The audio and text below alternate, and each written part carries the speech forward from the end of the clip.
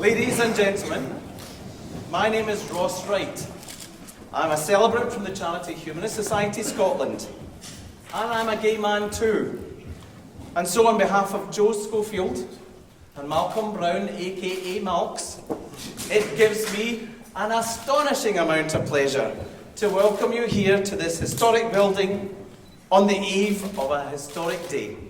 Historic because this evening we will all witness for the first time in Scotland two single people of the same gender declaring their love and legal vows publicly, and by so doing, they will marry.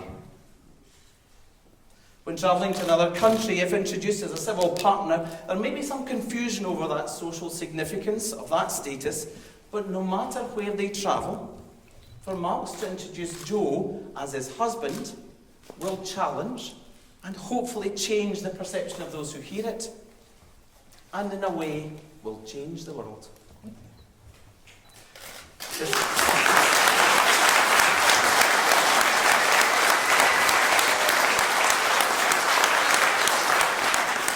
not got time for all this clapping, folks. We're on the clock. The Scottish singer Jimmy from Somerville used to dance at the gay club right across the street there, and I'm old enough to have danced beside him. He wrote songs about growing up gay in Scotland. In Small Town Boy, he described a young gay man sadly leaving his hometown to have freedom to love another man. When Jimmy joined the Communards in 1988, he wrote a more upbeat song, "There's more to love than boy meets girl," and I'd like to quote, "I'd like to shout it from the highest mountain to tell the world I found love and what it means to me. But all around there's violence and laws to make me think again. Maybe one day they'll understand."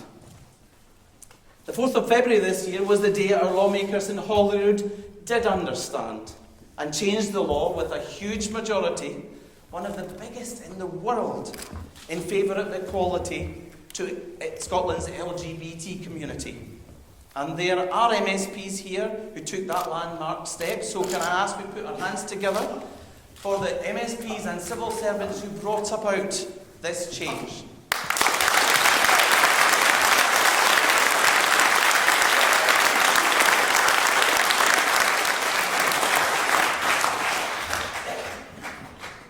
And finally, there's one organisation which I believe deserves special acknowledgement, the Equality Network.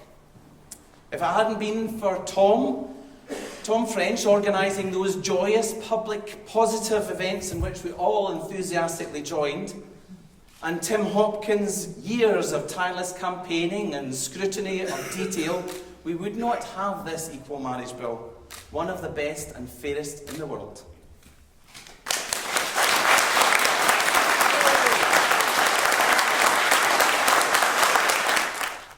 A couple who choose to marry in a humanist ceremony select everything that will happen on this day, and they have been no different. Joe and Malx are humanists because they share the belief that the foundations of ethics in society are to be found within us. Their lives demonstrates it's possible to live confidently and happily without metaphysical or religious certainty, knowing opinions are open to revision and correction. And they favour the Scottish Enlightenment values of the advancement of humanity by its own efforts.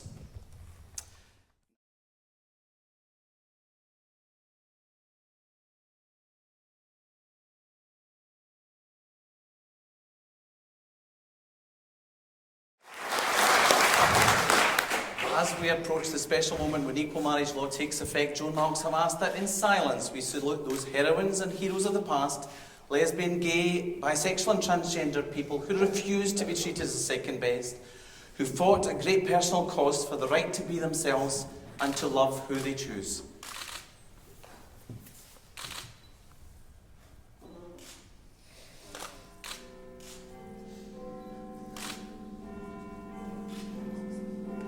The bells are ringing. They are Joe and Malx's wedding bells. I now invite Audrey McMullen, Principal Registrar of Glasgow District, to bring forward the marriage schedule.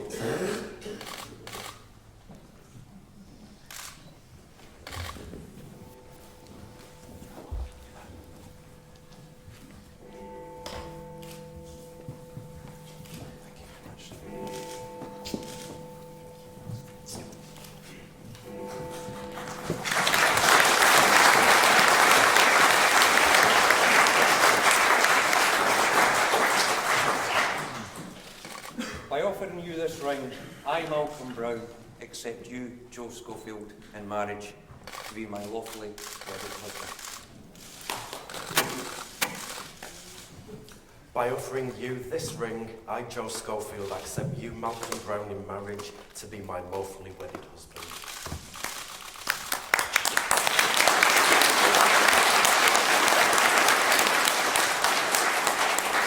Having heard you make those declarations in front of these witnesses, it gives me the most profound pleasure to declare that you, Joe Schofield, and you, Malcolm Brown, are now married and may now share your first kiss as husband and husband.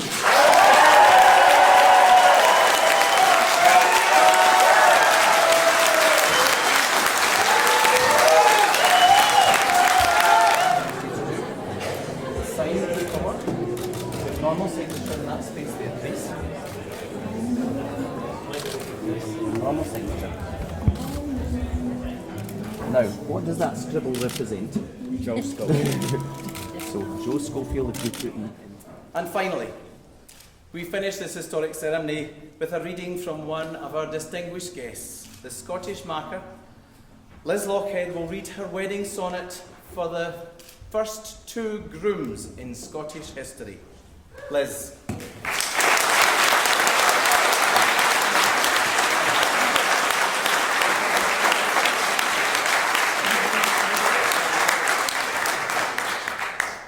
This has got a very posh start because the title is Epithalamium. And what an epithalamium is, it's the Latin word for a special poem celebrating a wedding. There's a Greek word for it as well, epithalamion, but that's the only posh thing about it. I'm really, really incredibly honoured to be here tonight, and I'm so glad that these guys, this pair of punks, wanted poetry to be part of their ceremony. So thank you for this. And it says everything that I feel about marriage myself.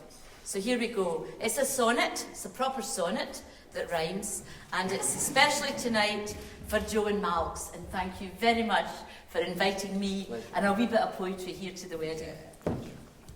For marriage, love, and love alone's the argument.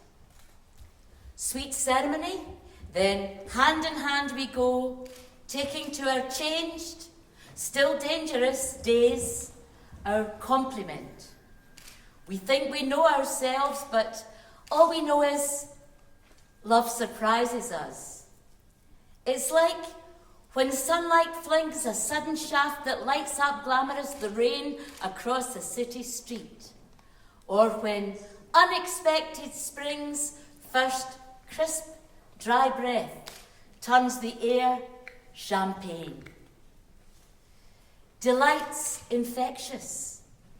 Your quotidian friends put on with glad rag finery today your joy. Renew in themselves the right true ends. They won't let old griefs, old lives destroy. When at our lovers' feet, our open selves we've laid, we find ourselves and all the world remade.